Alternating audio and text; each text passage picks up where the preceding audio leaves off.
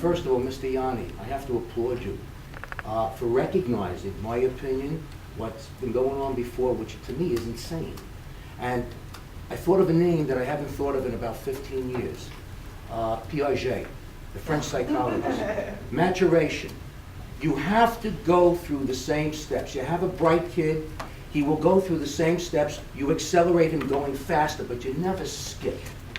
And thank you for recognizing that, and hopefully going forward we'll put an end to that. And there has to be individual IEPs for those kids who are bright.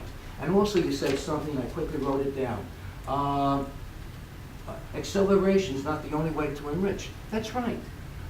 You can go horizontally or vertically. If you see these kids can't grasp it vertically, and I've done this in math, these kids already know it. You have to, as a teacher, be creative enough to apply what they've learned to other situations. There's no way, even now when I was growing up back in the 50s, believe it or not, they called it the SP, where kids automatically from 6th grade to 8th grade, they skipped a year. When my father was growing up in the 20s, they would skip 2 years. It was totally nuts.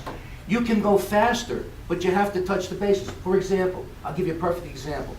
How many terrific high school athletes, right? Instead of going to college, they're going into the pros. 1 or 2, could make it, right? Shaquille O'Neal without going to college.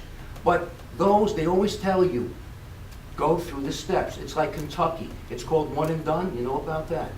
You go, I'm losing my players. 1 year, bingo, to the pros. Stay another year. It's the same thing. What's the rush?